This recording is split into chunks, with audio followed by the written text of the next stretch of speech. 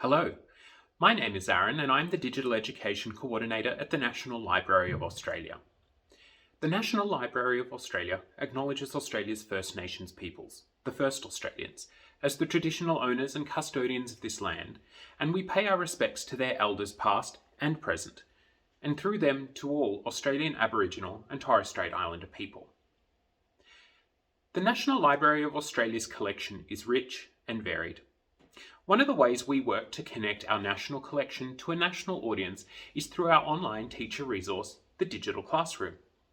The Digital Classroom launched in October 2015, and since its birth, it has reached over 1 million users, and it receives consistent, positive feedback from teachers across the country and across the world. The Digital Classroom is designed not to be a platform that has a start or a finish, nor it is designed to be a repository for prescriptive lesson plans that teachers must follow. It's designed to be a resource and an information repository for teachers so that they can have the confidence and the tools to bring the national collection held by the National Library into their classrooms. We at the National Library are the experts in our collection. The teachers are the experts in their classroom.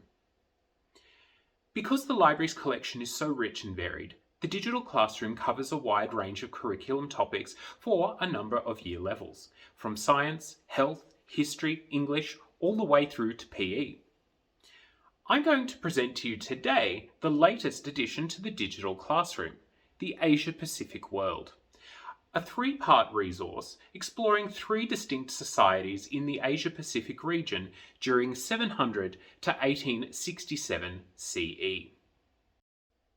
The Asia Pacific World module on the Digital Classroom is for teachers who are teaching or preparing to teach Year 8 history. The Asia Pacific World is the second of 3 depth studies in the Year 8 history curriculum.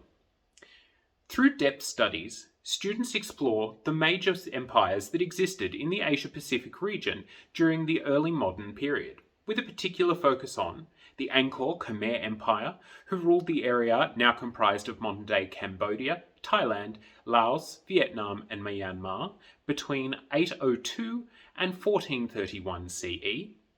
Japan, under the succession of military governments ruled by the shoguns from 794 until the Meiji Revolution and the restoration of the monarchy in 1867.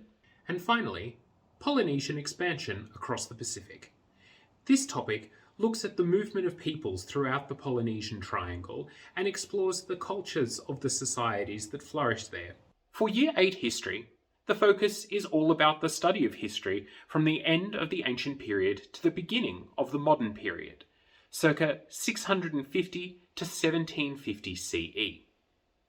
That's when major civilizations around the world began to encounter each other.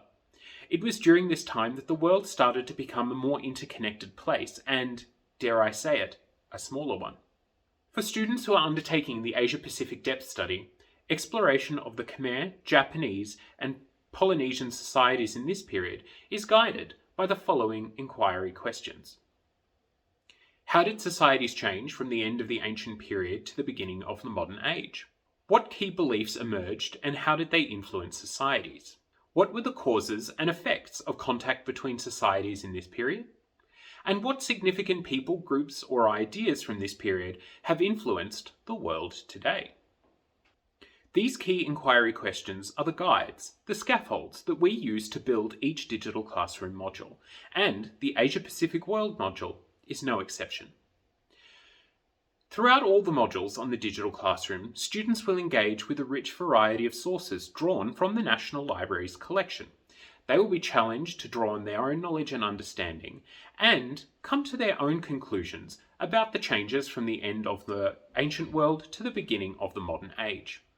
Through using and interpreting primary and secondary sources, students will develop their historical knowledge and understanding, as well as their source analysis skills. Now, let's have a look at the modules. You could find the Digital Classroom in a number of ways. You can do a quick search, NLA Digital Classroom, and use the results here. Or you can visit the library's homepage, nla.gov.au. You can find the Digital Classroom in the carousel here, or you can follow the drop-down banners and follow the links to the digital classroom. The structure of each digital classroom module is consistent, so it doesn't matter which one you're visiting, you can always find the information you're after. Each module includes a page showing curriculum links which explicitly point out which parts of the depth study will be covered. You can follow each link to the Ankara site to see more information and further elaborations. The Angkor Khmer module aims to give a broad overview about the empire and the time in which it existed. It will ask students to evaluate what we do know about this time period, but it will also get them to ask about what we don't know about this time period. General capabilities and cross-curriculum priorities are also woven into each module, so each address not only the primary learning area, in this case history, but also critical and creative thinking, literacy, intercultural understanding, and sustainability. For example, the final theme in the Khmer Empire digital classroom looks at the theory around environmental degradation as a factor leading to the decline of the empire. Each digital classroom module also includes a set of introductory questions or activities. The introductory activities are a method of enabling teachers to lead their students into the subject matter gently without jumping in cold. These gentle introductory activities are helpful to gauge existing knowledge and help students to place the knowledge they already have in context with the topic they're about to learn about. Mystery often surrounds life in the Khmer Empire. No physical printed records remain of this time period. This is due to the climate. Lots of writings, be they personal letters, government records, things like that, were written on leaves, rice paper, and even a type of leather called vellum. In a climate such as Cambodia's, these organic materials break down very quickly, and over the centuries, none remain. To illustrate life in Angkor, this module draws on the library's marvellous Yves Coffin collection. This collection contains over 1,300 images of Balinese, Sham, Javanese, Khmer and Thai art, architecture and sculpture. This collection of evocative black and white photographs shows the ruins of Angkor during the 1950s and 60s. Yves Coffin was a keen photographer and a member of the French consular services stationed in Southeast Asia from the 1950s through to the 1970s. All the images featured on the digital classroom have been digitised by the National Library and are fully available through our catalogue. They can be downloaded and used in the classroom to accompany lessons, perhaps as source analysis activity in which students try to unravel a scene and look for clues to life in Angkor at that time. Let's have a look at the Japanese module now. You can see the Japanese module also has curriculum links and introductory activities, but we're going to have a look at the themes here. Each digital classroom module has a themes section. Each theme is based loosely around the main curriculum points. You can see those reflected here in the Japanese themes. So the curriculum points for the Japanese depth study are looking at the way of life in shogunate Japan, including social, cultural and economic features, the role of the Tokugawa shogunate in imposing a feudal system in Japan, and theories about the decline of the shogunate, including modernization and westernization. By thematically compartmentalizing an often complex topic, such as Japan's relation with the outside world during the Sakoku or closed country period, teachers can dip in and out of the digital classroom as their time and lessons allow. The digital classroom is not a set of chronological lesson plans that must be followed one after the other, but instead it's a repository of information and resources to help put important cultural items held in the National Library's collection in context with the time period and events of the theme that their students are learning about. The Japanese digital classroom module draws on the library's extensive collection of woodblock prints, particularly the Clough collection of Kuchi-e, or frontispiece images. Like the Coffin collection in the Angkor module, many of these images have been fully digitised in all their colourful glory, and by following the links in the module, they are accessible in the Trove viewer for closer inspection, downloading, or printing. Images like this can get students thinking about the consequences of change during this time. This image here paints an interesting picture that could be used to get students thinking about Japan's relationship to the West. It shows a scene where a bride and a groom are perhaps meeting for the first time. The bride and her entourage wear Western-style clothing, and the potential groom, a member of the imperial household or the aristocracy, wears a Western military uniform. But all around are symbols of traditional Japan. Bonsai trees, tea ceremonies, the three ladies in traditional kimono seated on the floor, even down to the symbols and motifs on the wall and upholstery.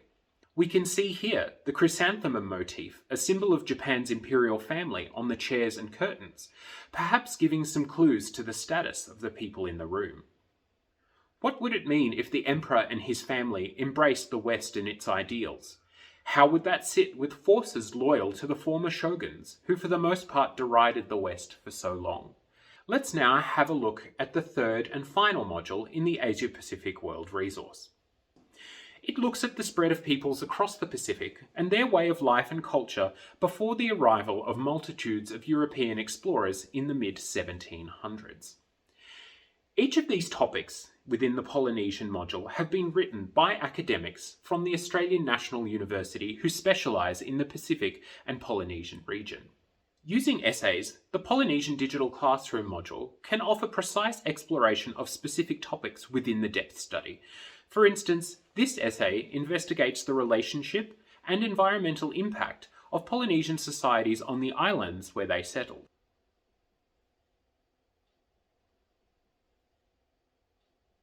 This one, ancient rituals and religious practices across the Pacific.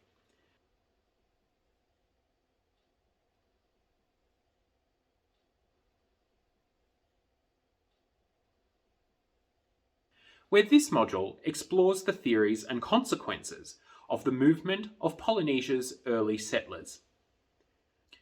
And finally, like all other digital classroom modules, we can see here concluding activities. These activities are a series of reflective activities and questions that give students an opportunity to consolidate their knowledge. These activities can be used whether or not the teacher has drawn on the rest of the digital classroom. They're also not prescriptive, and we are very happy if teachers want to use these as inspiration for other activities or learning opportunities. We want the digital classroom to be a resource that inspires teachers to bring the National Collection into their classroom. For more information, subscribe to the National Library's e-news. You can find the link in the description to keep updated about new digital classroom modules and other goings-on around the library. If you have any questions about the digital classroom or the library in general, please use our Ask a Librarian service. You can find a link to this on our homepage, or you can use the link that is also in the description. Thanks for watching.